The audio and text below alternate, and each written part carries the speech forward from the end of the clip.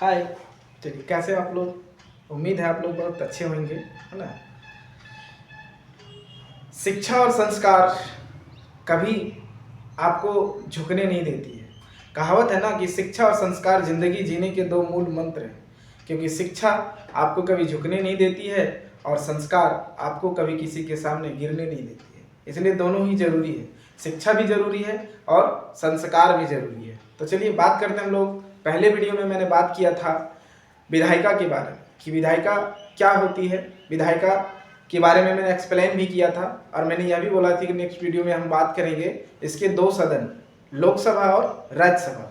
तो आज मैं सिर्फ इस वीडियो में बात करने वाला हूं लोकसभा के बारे में। इसके बाद वाले वीडियो में मैं बात करूंगा राज्यसभा के बारे में। तो चलिए देखते हैं कि लोकसभा होता क्या है। लोकसभा क्या होता है? इसे लोकसभा जो होता है वो इसे निचला सदन भी कहा जाता है। संसद का निचला सदन जो होता है उसे लोकसभा कहा जाता है। लोकसभा को हाउस ऑफ द पीपल भी कहा जाता है। क्यों?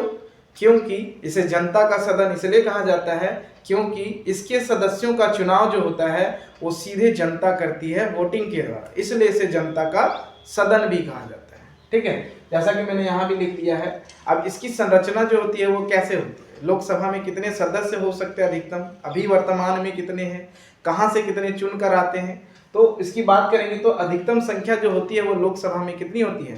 552 होता है। और अधिकतम इतना हो सकता है, लेकिन अभी वर्तमान में जो है वो 543 है। टोटल जो होता है वो 552 में से 530 जो होता है वो आपका राज्यों से चुनकर आते हैं और 520 जो होता है वो आपका केंद्र शासित प्रदेशों से चुनकर आते हैं। और दो जो लिखने का मतलब है, मैंने यहाँ दो लिखा है, इसका मतलब होता है दो जो होता है सदस्य उसको राष्ट्रपति के द्वारा मनोनीत किया जाता है। सदस्यों की अवधि की बात करें कि वो कितने दिन तक सदस्य के पद पर रहते हैं, तो 5 वर्ष तक रहते हैं या केवल उनकी जो अवधि होता है वो मैक्सिमम 5 साल तक वो अपने सदस्यता पर बने रहते हैं, लोकसभा का सदस्य बने रह सकते हैं। लेकिन केवल जब आपातकाल की स्थिति होता है, जब कभी देश में आपातकाल लागू हो सकता है, यदि लागू हो जाता है तो उस स्थिति में केवल उसके अवधि को 1 वर्ष बढ़ाया जा सकता है। ठीक है, यहाँ तक क्लियर हो गया।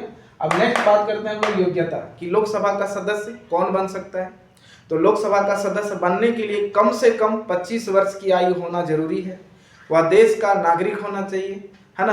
किसी लाभ के पद पर ना होना चाहिए, मतलब किसी भी तरह का सरकारी पद पर नहीं होना चाहिए। और वह उसका मानसिक स्थिति जो है, मानसिक संतुलन जो है वो आपका उनका सही होना चाहिए।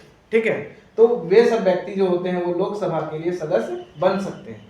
इसकी अध्यक्षता की बात करते हैं कि लोकसभा की अध्यक्षता कौन करते हैं, है ना। कि लोकसभा के अध्यक्ष जो होते हैं उसे स्पीकर कहा जाता है ना। जो संसद को चलाते हैं, जो लोकसभा के सदस्यों को कंट्रोल में रखते हैं, है ना, कि कार्रवाई करते हैं, उसकी सदस्यता जितने भी सदस्य होते हैं उस पर कंट्रोल रखते हैं अपना और उसकी अध्यक्षता करते हैं। तो अभी जो वर्तमान में है लोकसभा के अध्यक्ष जो है वो ओम बिरला है। पहले जो थे वो गणेश वासुदेव मावलंकर थे, पहला जो 1952 से 1956-57 तक रहे थे। अभी की जो बात करें वर्तमान में कौन है? ओम बिरला है। ओम बिरला जो वर्तमान में लोकसभा के अध्यक्ष हैं। इसका प्रमुख कार्य की बात करते हैं कि इसका काम क्या होता है।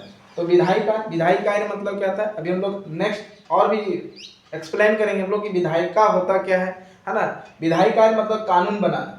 मुख्य काम इसका क्या होता है? लोकसभा के सदस्यों का कानून बनाना। वित्तीय कार्य बजट पेश करना, है ना, और कानून बनाना वित्तीय कार्य होता है। कार्यपालिका पर नियंत्रण की कार्यपालिका जो होती है, कार्यपालिका के बारे में भी हम लोग बात करेंगे कि कार्यपालिका कौन होता है नेक्स्ट वीडियो में।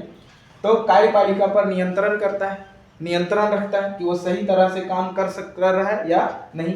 राष्ट्रपति और उपराष्ट्रपति के चुनाव में भाग लेता है और कई तरह के कार्य हैं जो लोकसभा के द्वारा किया जाता है। ठीक है, तो आई होप मैं छोटा सा कोशिश किया कि लोकसभा क्या होता है एक शॉर्ट में समझाने का। वैसे एक्सप्लेन करें तो लोकसभा के बारे में बहुत सारी चीज़ें हैं जो मैंने नहीं बताया, क्योंकि वीडियो बहुत ज़्यादा लॉन्ग हो जाता है। इसलिए मैंने सोचा कि एक छोटी सी वीडियो बनाकर लोकसभा के बारे में बताया जाए। ठीक है, अगर वीडियो हेल्पफुल लगे तो लाइक और सब्सक्राइब जरूर करें हमारे फेसबुक चैनल को और हमारे फेसबुक पेज को फॉलो करें और शेयर करें। Thank you.